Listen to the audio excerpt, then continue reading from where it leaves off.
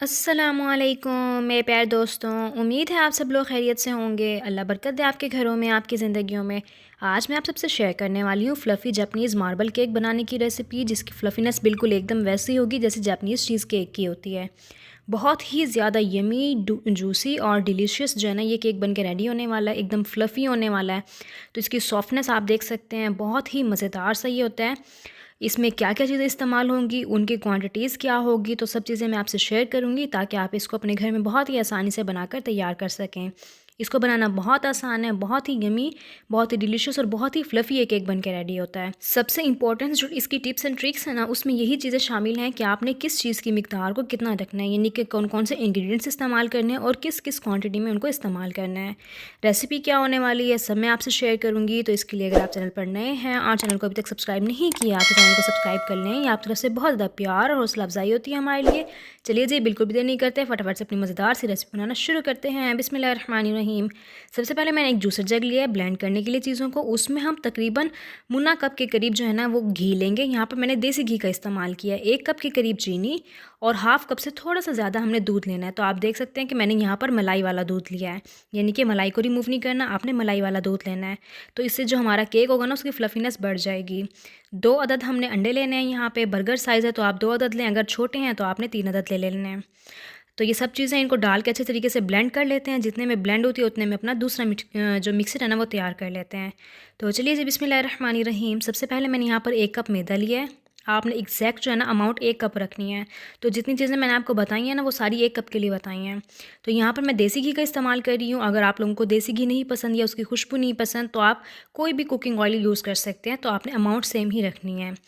1 table spoon भर के आपने बेकिंग पाउडर का शामिल करना है इसमें।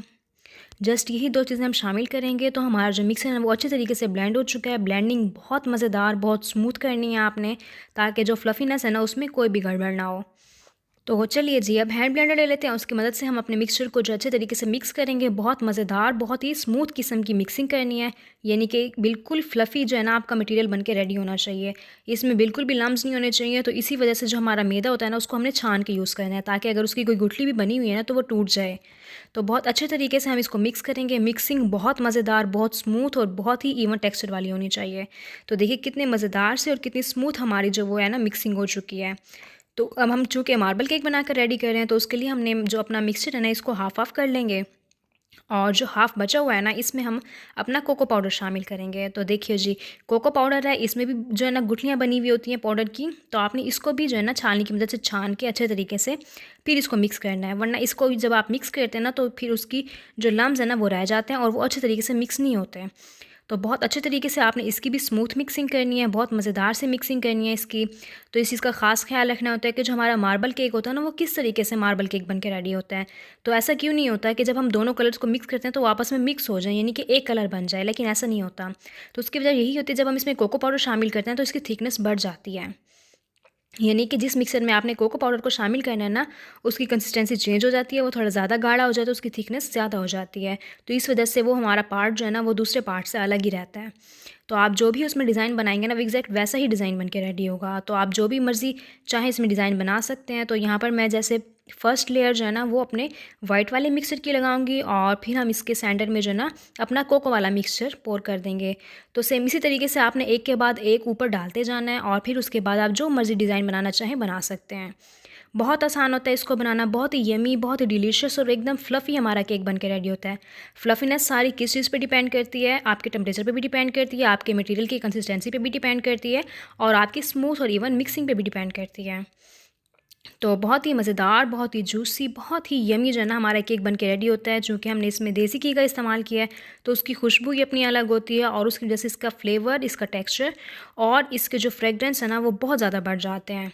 तो बहुत ही मज़ेदार सा, बहुत ही यमी हमारा एक केक बन के रेडी होता है। एक के बाद एक हम इस पे जो है ना अपना मटेरियल पोर करते जाएंगे। तो पहले आप वाइट पोर्शन, फिर हम इस पे कोको वाला पोर्शन रखेंगे, फिर अगेन वाइट पोर्शन रखेंगे कोको वाला।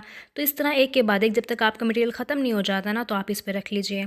तो अपने हिसाब से आप जैसा डिज़ाइन पसंद करते हैं वैसा डिज़ाइन बना लीजिए। तो मैं आउटवर्ड से इनवर्ड की तरफ जो है ना इसमें लाइन्स बनाऊँगी और फिर सेंटर की तरफ से जो है ना हम इसको गोल गोल घुमा देंगे। तो ये बहुत ही मज़ेदार सा जो है ना हमारा बहुत ही खूबसूरत सा डिज़ाइन बन के रेडी हो जाएगा। तो देखिए जी, थोड़ा सा जो है ना हमारे जो पोर्शंस है ना वो मुझे वाइड लग रहे हैं, तो हम एक एक लाइंस बीच में और मज़ीद लगा देते हैं।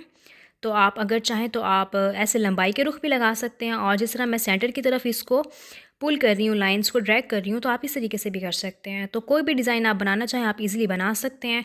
जो हमारा मिक्सर होता है इसकी कंसिस्टेंसी बहुत मज़ेदार सी होती है, यानी कि हमारा जो कोको मिक्सर होता है ना ये थोड़ा गाढ़ा होता है, तो ये उस तरीके से मिक्स नहीं होगा वाइट पोर्शन के साथ। तो आप इसमें कोई भी डिज़ाइन ईज़िली बना सकते हैं। तो चलिए जी, मैंने इसको फिर बेक किया था ओवन में, जो नॉर्मल ओवन हमारे घरों में मौजूद होते हैं, उसी में आपने इसको जो है ना 8 से 10 मिनट तक के लिए बेक कर लेना है। तो देखिए कितना फ़्लफ़ी और कितना स्मूथ और कितना जो है ना नरम, सॉफ्ट और मुलायम ये बन के रेडी हुआ है। तो अंदर से बिल्कुल एकदम पक चुका है। तो आपने इसको जो है ना कोई भी स्टिक डाल के देख लेना है, अगर स्टिक अंदर से गीली निकलती है तो इसका मतलब है वो भी रेडी नहीं है। तो ये टाइम बिल्कुल एग्जैक्ट है, आपने तकरीबन 8 से 10 मिनट तक ही इसको देना है, इससे ज़्यादा नहीं देना, वरना ये सख्त हो जाएगा और उस तरीके से फ़्लफ़ी नहीं बनेगा। तो साइड से जो है ना वैसे ही जो हमारा केक है ना उसने बाउल को छोड़ दिया है। तो फिर भी थोड़ी थोड़ी जो है ना एहतियाती तौर पे हम इसमें से इसको निकालने के लिए ना छुरी की मदद से साइड्स को हटा लेते हैं, ताकि जो हमारा केक है वो टूटे नहीं। और फिर आपने इसी तरीके से पैन को पलट के ना किसी भी ट्रे पे उल्टा कर देना है। तो ये देखिए जी, माशाल्लाह से अल्हम्दुलिल्लाह कितना मज़ेदार, कितना सॉफ्ट और ये कितना फ़्लफ़ी बन के रेडी हुआ है। तो आप यहाँ से देख सकते हैं। तो इसको मैं आपको सीधा करके दिखा देती हूँ। तो पहले इसकी फ्लफ़ीनेस मैं आपको दिखा देती हूँ। तो ये देखिए जी, अल्हम्दुलिल्लाह कितना मज़ेदार, कितना सॉफ्ट और कितना फ़्लफ़ी हमारा केक बन के रेडी हुआ है। तो अब इसको कट करके आपको दिखा देते हैं जी। बहुत मज़ेदार ये बन के रेडी होता है, बहुत ही फ़्लफ़ी होता है। तो बच्चे जैसे ज़िद करते हैं कि हमने वो चीज़ केक खाना, तो आप उनको घर में ये बना कर दे सकते हैं। तो ये भी बिल्कुल एग्जैक्ट वैसा ही बनता है। और मज़े की बात इसमें कोको डली होती है, तो बच्चों को चॉकलेट वैसे ही बहुत पसंद होती है। और फिर आप इसके डिज़ाइन, इसके रंग आपको मज़ीद एपेटाइट करते हैं। तो देखिए जी, बहुत ही मज़ेदार, बहुत ही यम्मी, बहुत ही फ़्लफ़ी हमारा केक बन के रेडी हो चुका है। बनाना बहुत आसान है, आपने एग्जैक्ट टाइमिंग को फ़ॉलो करना है, एग्जैक्ट रेसिपी को फ़ॉलो करना है। हर इंग्रेडिएंट की मिकदार को आपने सेम ही रखना है जैसे मैंने आपको बताई है। तो आप इस तरीके का मज़ेदार फ़्लफ़ी केक अपने घर में बना के रेडी कर लेंगे, अपने बच्चों को खिलाएँ, अपने बड़ों को खिलाएँ, सबको बहुत पसंद आने वाला है। तो चलिए जी, अल्हम्दुलिल्लाह हमारी आज की रेसिपी बन के रेडी हो चुकी है। अगर आज की रेसिपी आपको पसंद आई हो तो इसे अपने घर में ज़रूर ट्राई कीजिएगा, अपने फ्रेंड्स के साथ भी शेयर कीजिएगा। इसके साथ साथ अगर आप चैनल पर नए हैं और चैनल को अभी तक सब्सक्राइब नहीं किया तो चैनल को सब्सक्राइब कर लें। ये आपकी तरफ से बहुत ज़्यादा प्यार और हौसला अफजाई होती है हमारे लिए, और फिर हमारा मज़ीद काम करने को दिल करता है। अपनी दुआओं में हमें याद रखिएगा। आप सबके लिए भी ढेर सारी दुआएँ हैं। रेसिपी को ज़रूर ज़रूर अपने घर में ट्राई कीजिएगा और फ़ीडबैक देना मत भूलिएगा। बहुत ही मज़ेदार सी, बहुत ही यम्मी सी, बहुत ही डिलीशियस सी रेसिपी है, ज़रूर ट्राई कीजिएगा। फ़ीडबैक देना मत भूलिएगा। अल्लाह हाफ़िज़।